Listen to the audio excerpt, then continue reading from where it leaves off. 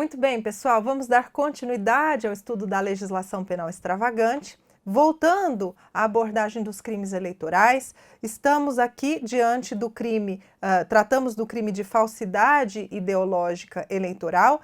Vamos agora para o item de número 6.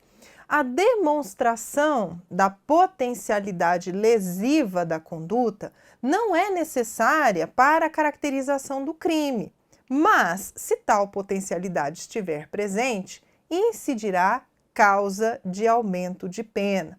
Vejam vocês que ao início das explicações, no final do outro bloco, em que eu falava sobre a falsidade ideológica eleitoral, eu ressaltei que uma característica fundamental nos crimes de falso, e aqui não estou me referindo apenas ao crime de falso eleitoral, mas todos os crimes de falso que estão previstos no Código Penal, nas leis extravagantes, é a potencialidade de enganar, é a potencialidade lesiva. Tanto é que, quando a falsidade é extremamente grosseira, grotesca, qualquer pessoa pode perceber que se trata de uma falsidade, que não é capaz de ludibriar qualquer pessoa, nem atentar contra a fé pública, nós não temos um crime, nós temos crime impossível, se torna um indiferente penal. Então aquela pessoa, por exemplo, que fabrica em casa, na sua impressora ali caseira, uma identidade, não utilizando de um papel timbrado, de um papel oficial, ou aquela pessoa que faz montagens em um documento, sobrepõe fotos, ou passa um corretivo para corrigir um nome, são todas estas falsificações extremamente grosseiras e que não vão ensejar a tipificação penal. Não houve uma violação ao bem jurídico tutelado, não havia capacidade de ludibriar. Também aquelas pessoas, por exemplo, que botam fitas isolantes em placas de veículos, nitidamente se percebe que houve uma modificação dos números. Todas estas situações são consideradas pela nossa jurisprudência como crime impossível. Mas vejam aqui que no caso do falso eleitoral, o artigo 350, nós estamos diante aqui da seguinte conduta: omitir em documento público ou particular declaração que dele devia constar, ou nele inserir ou fazer inserir declaração falsa ou diversa da que deveria ser escrita para fins eleitorais. Vejam que eu devo apurar, sim, a potencialidade lesiva. A potencialidade lesiva é um requisito para a tipificação da conduta. O item está errado porque sempre é necessário se comprovar a potencialidade lesiva. É imperioso que haja este potencial lesivo com uma finalidade eleitoral. E aqui o que a questão traz também, que está igualmente equivocado, é que se ainda que não esteja presente a potencialidade lesiva, eu terei o crime. Mas se esta potencialidade estiver presente, vai incidir causa de aumento de pena. Não, pessoal, está errado. A causa de aumento de pena, nos moldes do parágrafo único do 350, se dá quando o indivíduo responsável pela falsidade é funcionário público e comete o crime prevalecendo-se do cargo, ou se a falsificação ou alteração é de assentamentos do registro civil, aí a pena será agravada. Então, pessoal, o item está bastante errado, porque é sim necessária a comprovação da potencialidade lesiva e há a presença de aumento de pena, mas para quando a hipótese for de crime praticado por funcionário público, se prevalecendo da função. Próxima questão. Verificada a infração penal eleitoral, o Ministério Público oferecerá a denúncia dentro do prazo de 30 dias. Nós temos aqui que é uma questão recorrente a cobrança de prazos, a cobrança de aspectos formais da lei. No artigo 357, nós vamos verificar que o prazo para oferecimento da denúncia não é de 30 dias, é um prazo de 10 dias, logo este item está errado. Infelizmente, nós vamos observar aí, ou felizmente para algumas pessoas, né, que têm mais facilidade de memorização, nós vamos observar muitas questões sobre o Código Eleitoral que vão se basear na contagem de prazos, em aspectos, como eu ressaltei, formais, né? Então, a leitura da lei basta e, neste caso, a denúncia é oferecida em 10 dias e não 30, item 7 errado. Item 8, no mesmo sentido, e vejam, uma prova aí recente para o Ministério Público do Paraná. O réu ou seu defensor terá o prazo de 10 dias para oferecer alegações escritas e arrolar testemunhas. Correto. É este o prazo previsto no artigo 359 da lei. No parágrafo único, prevê o prazo de 10 dias para o oferecimento das alegações escritas e arrolar testemunhas. Questão número 9. A pena de multa consiste no pagamento ao Tesouro Nacional de uma soma em dinheiro, que é fixada em dias multa. Seu montante é, no mínimo, 1 e no máximo 200 dias multa. Pessoal, este item está errado e novamente o peguinha aí foi pernicioso. Na verdade, está correto o item na sua primeira parte. A pena de multa consiste, sim, num pagamento ao Tesouro Nacional. A soma mínima é de 1 dia multa, a unidade é o dia multa, mas o máximo não é 200, o máximo é 300 dias multa. Daí porque este item está errado. Mais uma questão.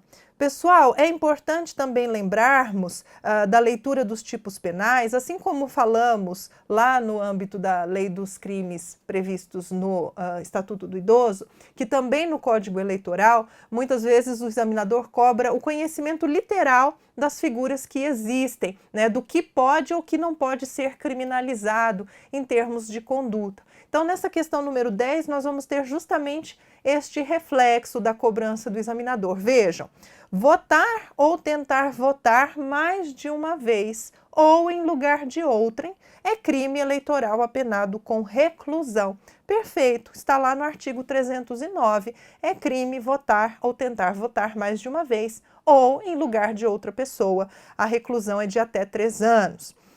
Na questão 11, no mesmo sentido, violar ou tentar violar o sigilo do voto não é conduta tipificada pelo Código Eleitoral. E aí nós vamos lembrar, né, dos bens jurídicos eleitorais que são tutelados, e o sigilo do voto, a liberdade do voto, é um destes bens tutelados. Então, quando se viola ou se tenta violar o sigilo do voto, nós temos o crime do artigo 312.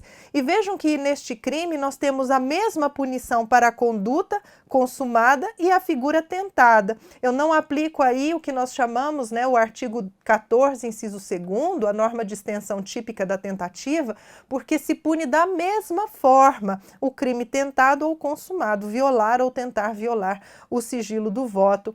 Portanto, nós vamos ter aí o crime do artigo 312.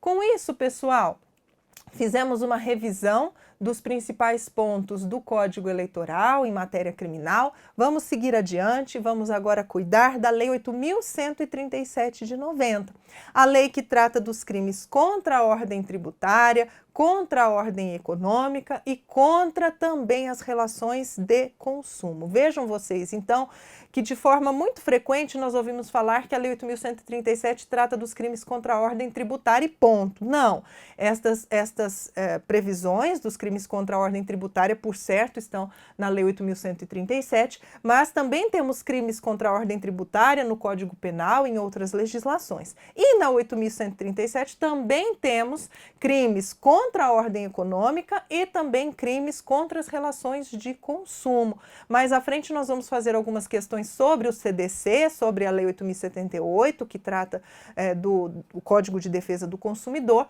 Então, também não é exclusividade do CDC tratar sobre relações de consumo. É importante que vocês tenham essa noção. Então, vamos aqui, crimes contra a ordem tributária, pessoal, estão lá previstos nos artigos 1º a 3º, os crimes contra a ordem econômica no artigo 4º e os crimes contra as relações de consumo no artigo 7º. Conforme lembrei vocês, os delitos que tutelam a ordem tributária não estão somente aqui na Lei 8.137, nós vamos ter lá no Código Penal a apropriação indébita previdenciária, no 168A, o 316, parágrafo 1º, o excesso de exação, temos o 318, facilitação de contrabando ou descaminho, que é crime praticado por funcionário público contra a administração pública, temos o 334, que é o descaminho, e o 337A, que é a sonegação de contribuição previdenciária, todos estes crimes também de ordem tributária. Alguns conceitos básicos antes de analisarmos as questões: inadimplemento, sonegação e elisão. É importante que nós tenhamos em mente, pessoal, que o inadimplemento de uma obrigação tributária por si só não é crime. Exemplo: o indivíduo declarou o fato gerador, cumpriu todas as obrigações acessórias, mas, ao final, se viu numa situação financeira complicada. Exemplo que estamos vivenciando nos dias atuais, né? A pessoa então tinha o seu negócio, abruptamente o negócio fechou ou foi impedido de funcionar, e então a pessoa não teve condições de pagar o tributo. Este indivíduo incorre em crime? E a resposta é não, o inadimplemento por si só não é crime. O que vai caracterizar o crime contra a ordem tributária é a supressão ou redução do tributo por meio de uma fraude. E aí nós vamos falar da sonegação. A sonegação caracteriza crime porque é a soma desses fatores. Eu suprimo ou reduzo o tributo a ser pago por meio de uma fraude. Neste caso, então, eu terei crime. O inadimplemento por si só não é crime. E a elisão? O que é a elisão fiscal? A elisão tributária? A elisão é uma prática legítima do chamado planejamento tributário, que faz impedir a ocorrência do fato gerador ou que vá diminuir o valor do tributo a pagar, sem, no entanto, que haja fraude. Então, as pessoas agem aí dentro da lei, por meio do chamado planejamento tributário, para pagar menos tributos ou para que não ocorra o fato gerador do tributo. Pessoal, para os crimes dispostos nos artigos 1º a 3º da Lei 8.137, a competência como regra geral será da Justiça Estadual, salvo se a supressão ou redução por meio de fraude se der de tributos federais. Então, quando os tributos forem federais, a exemplo do imposto sobre importação ou o imposto de renda, aí a competência será da Justiça Federal e, consequentemente, da Polícia Federal para apurar estes delitos. E quando há conexão dos crimes de competência federal e estadual? Aí nós vamos nos valer da súmula já bastante antiga e consolidada, 122 do STJ, que nos diz prevalecer a competência da Justiça Federal, havendo conexão entre competências federal e estadual. Princípio da insignificância. Pessoal, o princípio da insignificância é sim aplicável aos crimes contra a ordem tributária. Lembrando a vocês que o princípio da insignificância é uma causa extra ou supralegal de exclusão da tipicidade material da conduta. Eu tenho um fato que, em tese, se amolda ao modelo abstrato previsto em lei, ou seja, eu consigo fazer a subsunção formal daquela conduta, daquele fato da vida ao modelo normativo, mas quando eu vou observar a lesão ao bem jurídico tutelado, eu observo que aquela lesão é absolutamente insignificante. Não há uma ofensa material ao bem jurídico tutelado a justificar a incidência do direito penal. Nós sabemos também que o direito penal funciona como uma última ratio, é caracterizado pela fragmentariedade. Eu só vou ter a incidência da norma penal para aqueles bens jurídicos mais importantes, mais caros ao convívio social. O direito penal, como última ratio, em razão inclusive da gravidade das penas que impõe, somente vai atuar quando os demais ramos do direito se mostrarem insuficientes. Então, com esse raciocínio todo, nós chegamos à conclusão de que quando a lesão à ordem tributária for uma lesão considerada absolutamente ínfima, insignificante, que não justifica a atuação de todo o aparato estatal para a repressão, poderá ser reconhecido o princípio da insignificância. Então, de forma muito tranquila, a nossa jurisprudência admite a aplicação da insignificância nos crimes contra a ordem tributária e vejam, nos valores que não superem R$20 mil. Né? Esse é um valor, claro, que é sujeito a muitas críticas, mas já está pacificado no âmbito dos nossos tribunais superiores, tanto o STJ quanto o STF, esse parâmetro de R$20 mil. Até um tempo atrás existia uma certa divergência, STJ considerava um parâmetro menor de R$10 mil, mas posteriormente houve a necessidade, claro, de revisar este entendimento e unificar a posição, e então nós temos hoje um patamar aí máximo de R$20 mil.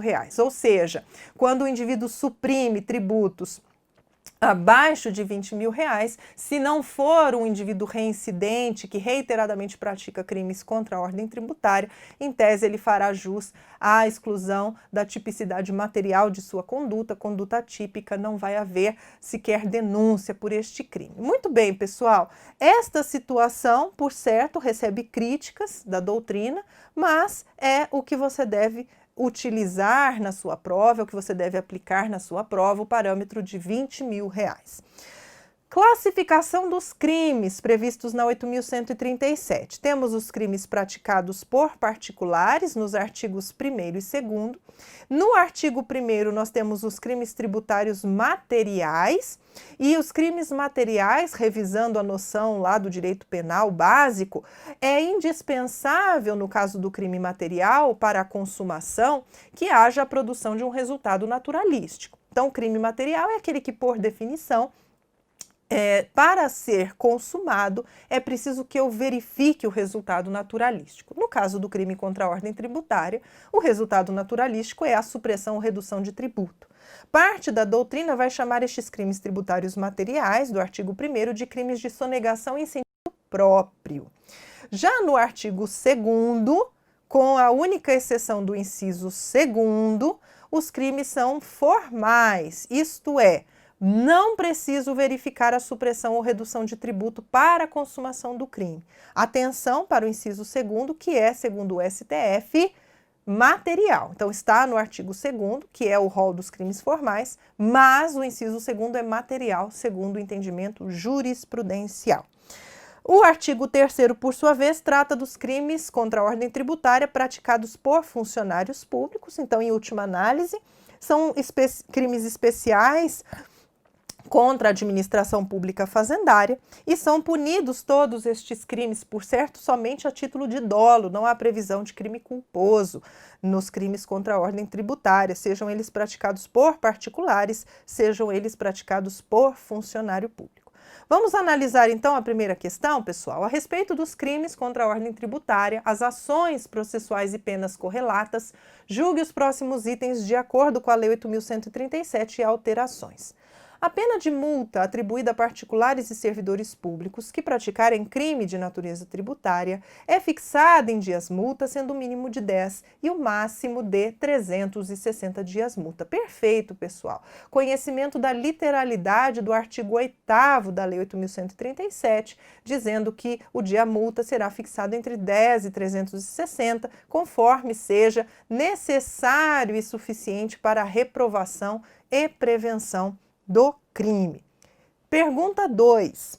Não se tipifica o crime material contra a ordem tributária prevista no artigo 1º, incisos 1º a 4º da Lei 8.137, antes do lançamento definitivo do tributo. Essa questão de número 2, pessoal, traz a redação ipsis literis da súmula 24 do STF. Nem preciso destacar mais, né? Súmula vinculante por si só já atrai toda a nossa atenção. O que significa estar tipificado o crime material contra a ordem tributária com o lançamento definitivo do tributo? Significa que antes da decisão final no procedimento administrativo de lançamento, não é possível se punir um crime material contra a ordem tributária. Nós temos aí uma condição objetiva de punibilidade. Antes da conclusão do procedimento administrativo que lança o tributo, não posso punir crime material contra a ordem tributária, súmula vinculante 24 do STF, aplicável aos crimes contra a ordem tributária do artigo 1º, incisos 1º a 4º, que são os crimes materiais contra a ordem tributária. Muito bem, pessoal. Pergunta número 3. Segundo o STF, não é possível a realização de investigação preliminar para apurar crime material contra a ordem tributária antes da constituição definitiva do crédito tributário. Esta questão é nitidamente um peguinha, já que nós falamos da necessidade do lançamento definitivo do crédito tributário para termos uma condição objetiva de punibilidade. Aqui o examinador vai dizer que, por esse mesmo motivo, não é possível realizar a investigação preliminar. Errado, pessoal. Não há qualquer óbice à realização da investigação. Apesar da jurisprudência condicionar a persecução penal à existência do lançamento tributário definitivo, o mesmo não vai se dar quanto à investigação. Então, mesmo que não tenha havido a constituição definitiva do crédito tributário, já é possível o início da investigação criminal, para não se perderem elementos, né? Inclusive a depender já das características da pessoa que cometeu o crime, das circunstâncias do crime, é de todo recomendável que já haja investigação para apurar o fato. Então, este foi o entendimento do STF, inclusive noticiado informativo de jurisprudência, o que chama toda a nossa atenção para a prova. Então, o fato do julgado ser publicado em informativo traz aí uma relevância muito grande. Então, é possível sim a realização de investigação preliminar para apurar o crime material contra a ordem tributária, ainda que não tenha havido a constituição definitiva do crédito. Muito bem. Pergunta 4. Pessoa natural tem a prerrogativa de provocar a iniciativa do MP para que ajuize a ação penal pública em razão da prática de crime contra a ordem tributária de que tiver conhecimento, fornecendo ao MP por escrito as informações necessárias sobre o fato. Pessoal, item absolutamente correto. Nós vamos ter aí o artigo 16 da lei, nos trazendo que qualquer pessoa pode provocar a iniciativa do MP, fornecendo as informações sobre o fato e sua autoria, indicando como foi o praticado o crime, o tempo, o lugar, os elementos de convicção. Item 4, portanto, correto. Item 5. É nula a ação penal intentada para apurar crime material contra a ordem tributária, sem que antes tenha havido a constituição definitiva do crédito tributário, ainda que tenha ocorrido tal constituição logo após o recebimento da denúncia. Então, novamente, pessoal, a súmula vinculante 24 reiteradamente cobrada de diferentes formas neste contexto dos crimes tributários materiais. Vejam vocês que neste julgado, este foi um julgado do STJ, se considerou sim nula a ação penal.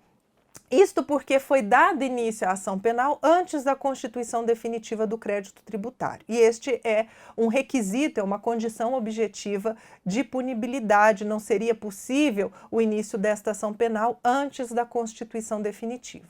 Ainda que essa constituição tenha ocorrido no curso do processo, não poderá retroagir. Foi o que entendeu o STJ. Não é possível restaurar a validade a um ato que já foi, que já passou o tempo, já passou o momento oportuno.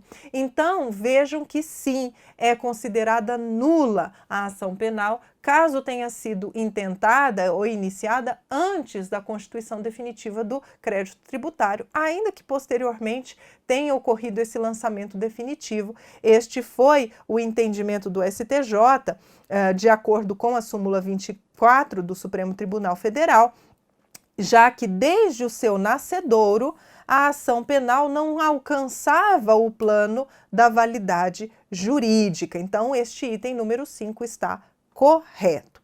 Questão de número 6. O uso de documento falso é absorvido pelo crime de sonegação fiscal quando constitui meio necessário para a sua consumação.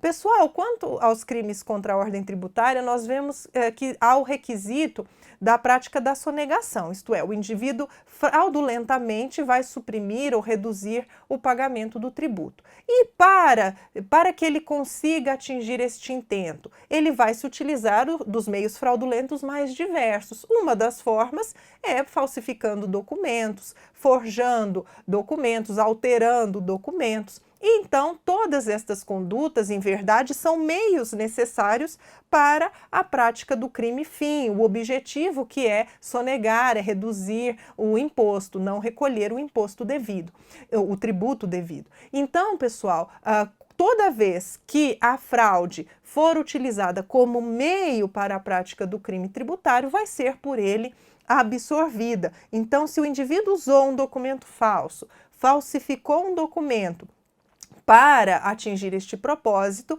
nós temos então a absorção, a aplicação do princípio da consunção. Esta questão de número 6, então, é correta, já que o falso se exauriu. O único fim do falso era eximir ou reduzir o pagamento do tributo. Então, quando o falso se exaure, quando não há nenhuma mais potencialidade lesiva para além daquele crime já praticado, o falso foi crime meio do delito de sonegação fiscal.